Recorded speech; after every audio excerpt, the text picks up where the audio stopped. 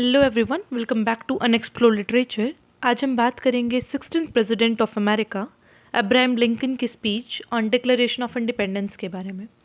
Don't skip the video, watch till the end, subscribe the channel and hit the bell icon so you won't miss any video notification.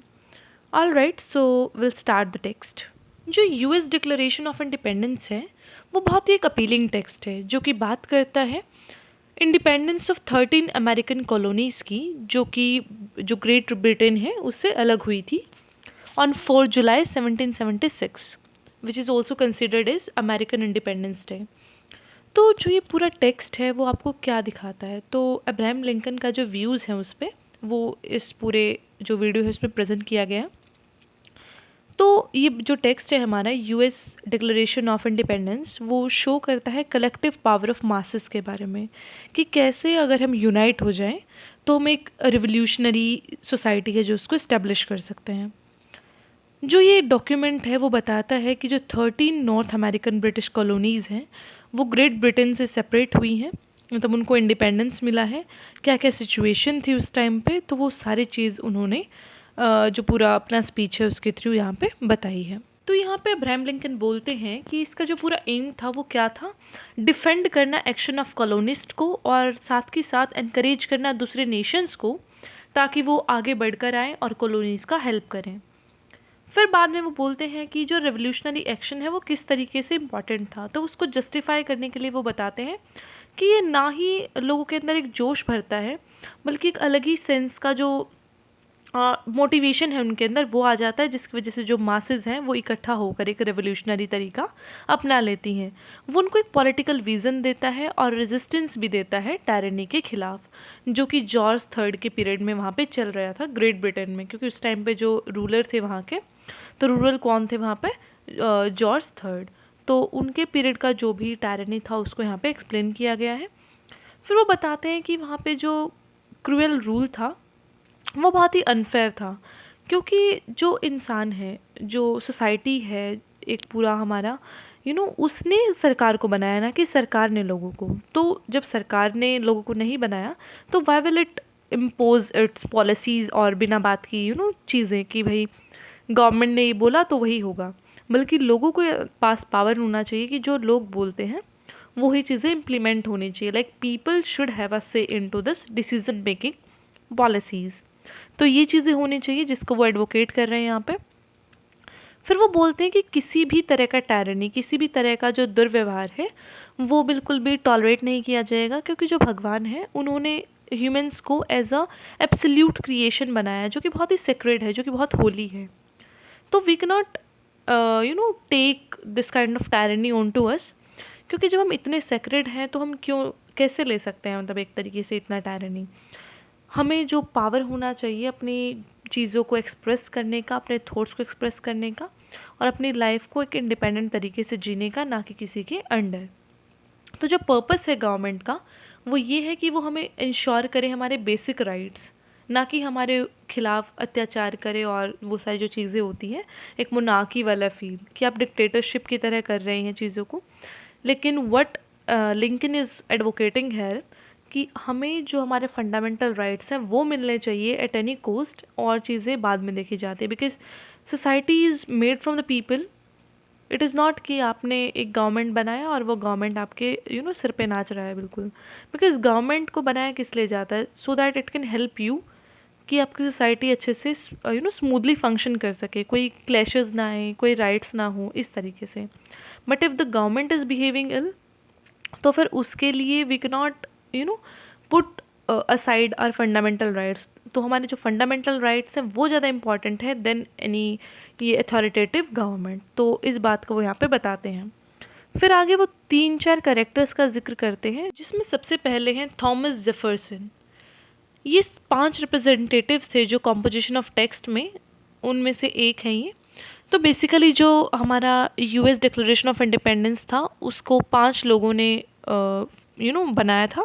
उसमें से एक थे Thomas Jefferson, फिर थे Benjamin Franklin, Thomas Adams, Rogers Sherman, Robert Livingston. तो इन लोगों का कंट्रीब्यूशन था इसको फॉर्म करने में। तो जो थॉमस जेफरसन हैं उनके बारे में वो बताते हैं कि ये फाउंडिंग फादर थे इंडिपेंडेंट यूएसए के, and he continue to be an eminent politician. उनका रोल था स्टेटमैनशिप में भी, और अमेरिकन पॉलिटिक्स में इन्होंने काफ़ी अच्छा सर्व किया है as a secretary of the state, और ये थर्ड प्रेसिडेंट भी रहे हैं यूएसए के। ये बात उनके बारे में बताते हैं। फिर आते हैं ब्रिटिश किंग। तो जो जॉर्ज थर्ड थे, वो मोनार्क थे ब्रिटेन और आयरलैंड के। फिर उनके जो फैमिली सक्सेशन है उसके बारे में बताते हैं कि जो हाउस ऑफ हैनॉर से वो बिलोंग करते थे, और कैसे उनका जो रूल था वो अनजस्ट था, बहुत टायरनी हो रहा था वहाँ पे, लोगों पर बहुत अत्याचार किए जा रहे थे। तो इस तरीके से वहाँ के रूल को बताते हैं। फिर बात आती है जॉन लॉक की, जो कि एक इंग्लिश फिलोसफर हैं, and he is one of the eminent personalities of this enlightenment era. तो एनलाइटनमेंट एरा के जो फेमस पर्सनैलिटीज़ हैं उनमें से एक आते हैं जॉन लॉक। इनको फादर ऑफ लिबरलाइजेशन भी बोला जाता है, और इनकी एक फेमस बुक है टू ट्रीटीज ऑफ गवर्नमेंट, जो कि 1690 में लिखी गई थी।